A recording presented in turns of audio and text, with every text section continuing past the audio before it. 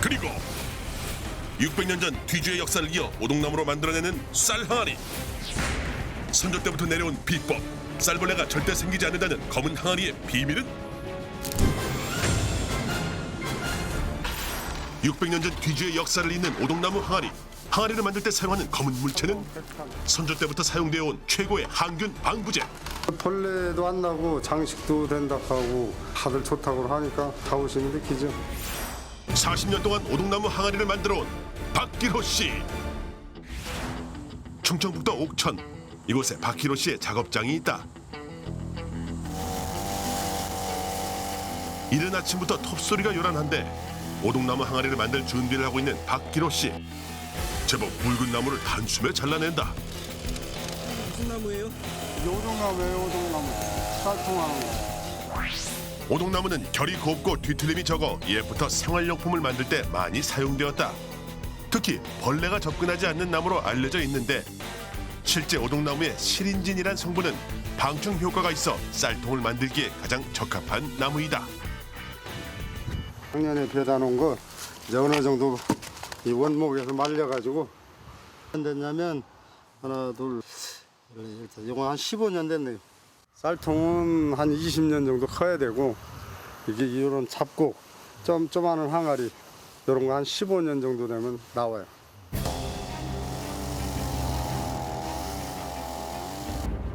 이제 자른 오동나무로 20kg짜리 쌀통 만들 준비를 하는데 제일 먼저 하는 일은 바로 나무의 겉껍질을 벗겨내는 일. 일정한 원통형 항아리를 만들기 위해 중심을 잘 잡아주는 것이 중요하다. 항아리를 만들 때는 껍질을 벗겨내면서 항아리의 모양을 다듬어 주는데 쉴 새 없이 돌아가는 항아리에 도구를 갖다 대니 금세 모양이 다듬어진다. 그런데 항아리를 만드는 데 쓰이는 도구가 꽤 여러 개다. 날이 다 풀리죠? 이건 겉 깎는 거. 깎기 어려운 거 깎는 거. 요거는 마무리하는 칼. 이 도구들도 모두 40년 동안 손에 익은 것들. 요즘은 처음부터 끝까지 수작업으로 나무 항아리를 만들어내는 사람들이 많지 않다. 그래서 자동하는 사람들하고 경쟁력에서 굉장히 힘이 들죠. 이게 힘이 드는데 그 나름대로 손으로 깎아서 이렇게 한다는 게 뭐 자부심은 있어요. 조선시대 전부터 쌀을 보관하는 데 사용되어 온 뒤주. 주로 가구 형식의 사각형 모양이라고 알고 있지만 원통형 뒤주도 어렵지 않게 찾아볼 수 있다. 박기호 씨는 이렇게 600여 년 전 오동나무 뒤주의 역사를 이어나가고 있는 것이다.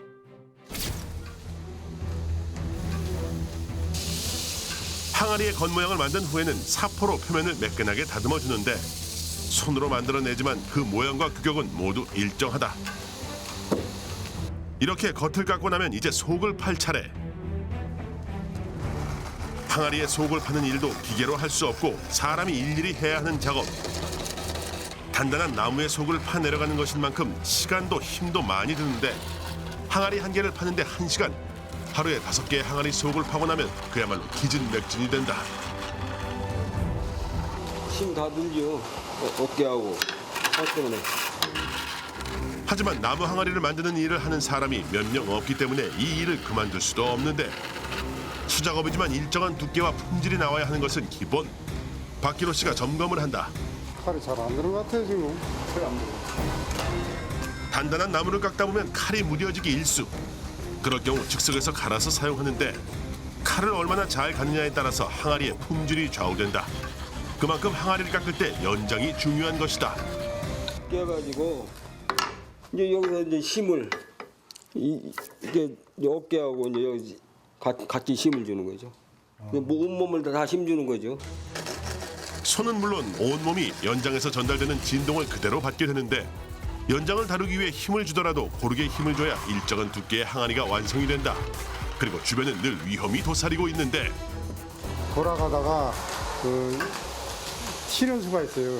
칼에 이렇게 힘을 많이 들어가니까 튀는 수가 있다고. 그때 이 튀어가지고 저 위에 저 천장도 뚫힌 거예요. 이게 튀어서. 어디가요? 천장. 아, 저기 뚫린데요? 이게 튀어가지고. 아, 현장이 저기까지요? 네. 그래서 톱질하다가는 많이 다쳤어요. 이 손을 이렇게 다 끊어 먹었잖아요. 벌써 12년째 이 손으로 항아리를 만들고 있다. 힘들었죠. 이걸 그래 그때 이제 그만하려고 하다가 또 어떻게 뭐 배운 게 이건데 어떻게 하다 보니까 또 계속 지금까지 하게 됐네요. 음식을 담는 그릇이 건강해야 사람이 건강하다는 믿음. 오동나무 항아리에 대한 신념이 있어 지금까지 항아리 만드는 일을 멈추지 않은 박기로 씨. 손이 불편해 속을 파는 일은 직원에게 맡기곤 하지만 그래도 마무리는 늘 박기로 씨가 한다. 이렇게 안과 겉을 말끔히 깎은 오동나무 항아리가 완성이 되었다. 안에도 이렇게 무늬가 네, 안에도 똑같이 밖에랑 똑같이 무늬가 똑같이 있죠. 항아리를 파고 보니 나무 겉은 물론 속도 나뭇결이 참 예쁘다. 그런데 다 깎여진 오동나무 항아리를 들고 어디론가 가는 박기로 씨. 어제와 오늘 파놓은 항아리를 모두 꺼내왔는데 그러더니 갑자기 불을 항아리에 댄다. 불과 함께 선명히 드러나는 나뭇결. 불이 지나가는 자리마다 마치 검은 물감을 칠하듯 나뭇결이 살아나는데 나무와 불이 만들어내는 하나의 작품이다. 결을 태우잖아요. 여기 결을 태우면 이제 무늬가 이렇게 살아나잖아요. 이렇게 오동나무의 결이 살아난 항아리가 완성됐다. 나무가 나이를 먹으며 만들어지는 나이테가 바로 그 나무 고유의 나뭇결. 나무 둥치 중에서 가장 약한 부분이라 그 부분이 유난히 불에 잘 타는 것인데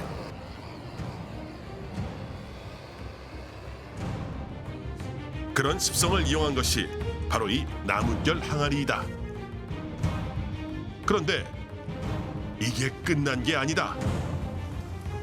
여기다 이제 칠을 해야죠. 이 속에는 오칠을 하고 천연 오칠을 하고 이제 이 가에는 여기는 이제 일반 칠. 안팎으로 칠을 해야 항아리 하나가 완성되는 것. 칠을 할 준비를 하는데 옷이에요, 옷. 수천 년 전부터 사용해온 천연 도료. 생옷을 붓고 나서 또 무언가를 붓는데 물 같기도 한 이것은 뭘까? 화학 칠에는 그 신나 같은 걸 섞잖아요. 근데 여기에는 송진기름을 꼭 필히 섞어줘야 돼요. 그래야 이게 저기 칠이 되고 이렇게 저기 붓이 잘 나가죠. 붓이 잘 나가고 그래야 마르고. 송진 기름을 넣어 섞어주면 화학 성분이 전혀 들어가지 않은 천연 오칠이 완성되는데 여기에 이곳에서 만든 특별한 가루를 넣어준다.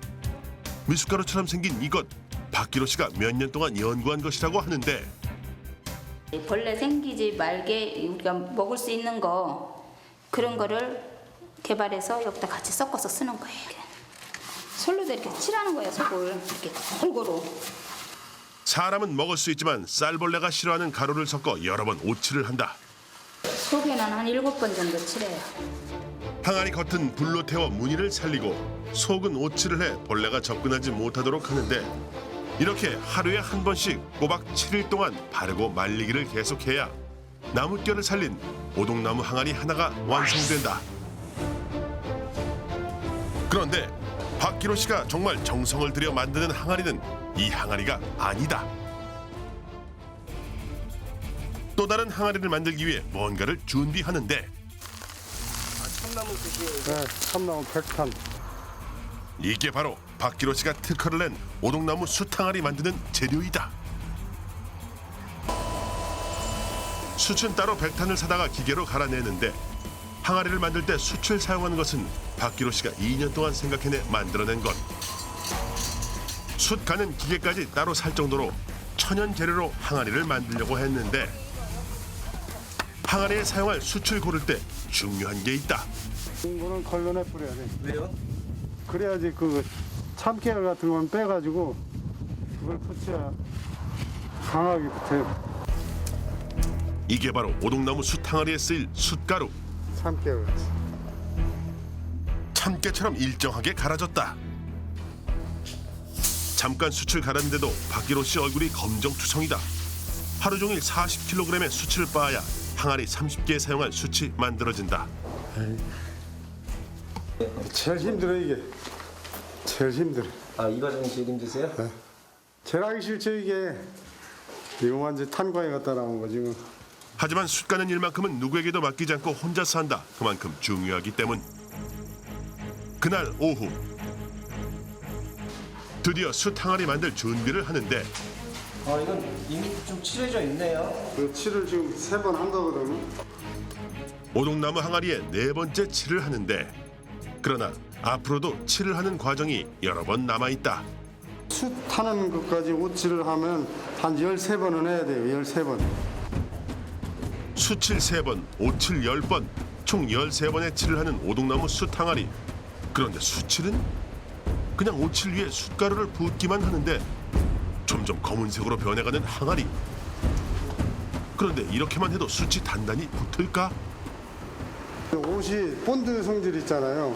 옷이 본드랑 마찬가지예요. 그래서 옛날부터 자개 같은 거 전부 옷으로 붙였잖아요. 똑같은 원리예요, 이게. 감히 상상하기 힘든 검은 항아리. 오칠과 수칠을 함께해 마치 돌 항아리처럼 보이기도 하는데 2000년 전 오칠을 한 제기의 감과 밤이 그대로 남아있었던 것과 항균을 위해 된장 담글 때 사용한 숯을 같이 써 그 효능을 배로 만들어 놓은 것인데 숯 항아리는 음식의 산화를 방지해준다고 한다. 수술 칠하면 끝이에요? 아니죠.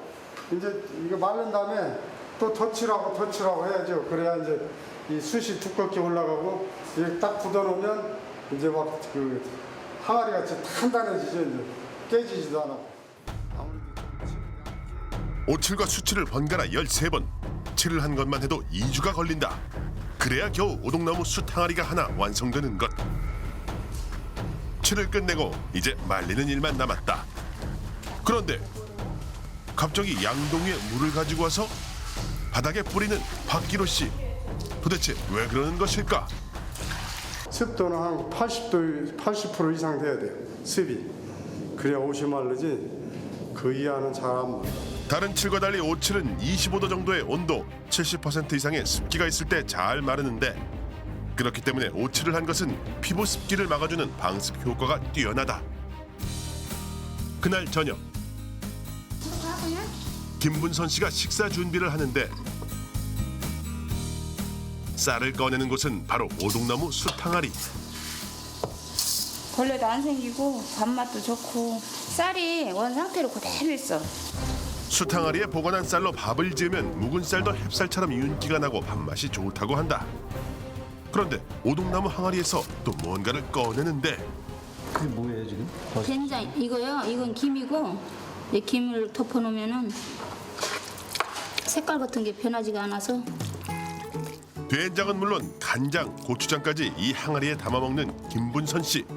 저기 된장 맛이 깊은 맛이 있어요. 된장이 깊은 맛이 있고 이 저기 발효가 조금 더디면서도 오래 놔둬도 변질이 안 돼요. 나무기 때문에 좀 이렇게 된장이라든지 이런 걸 좀 흡수하지 않나요? 천연옷은요. 그 나무에 흡수되는 거를 전부 방수 효과로 또 막아주는 거예요. 그래서 장들은 물론 발효에까지 담글 수 있는데 은근히 발효되는 그 맛이 정말 좋다고 한다. 다음 날 매일 아침 박기로 씨는 건조장에 들르는 것으로 하루를 시작하는데 어제 칠을 한 것의 상태는 어떨까? 하루에 한 번 칠을 하고 또 하루를 말려야 하는 지루한 작업이지만 완성품이 나올 때는 그 수고도 다 있는다. 이렇게 나오죠. 그렇게 하면 이제 이렇게 단단히 나온다. 안 떨어지죠? 네, 막 풀고도 안 떨어져요. 이거. 이렇게 나온다. 한 3번 정도만 하면. 도저히 나무라고 믿기지 않는 항아리. 간단하기도 할 뿐더러 항균 효과까지 있는 숯 항아리이다. 그런데 김문선 씨가 수칠을 한 항아리를 들고 어디론가 간다. 가장 마지막이자 중요한 작업이 남아있다고 하는데 바로 항아리에 글자를 새기는 것. 항아리에 새기는 글자는 복을 기원하는 복복자. 한 땀 한 땀 정성을 다해 새겨나간다. 쉽게 생각해보면 본대로 조각하면 되는 간단한 작업이지만 이 작업을 할 때의 마음가짐은 또 다르다.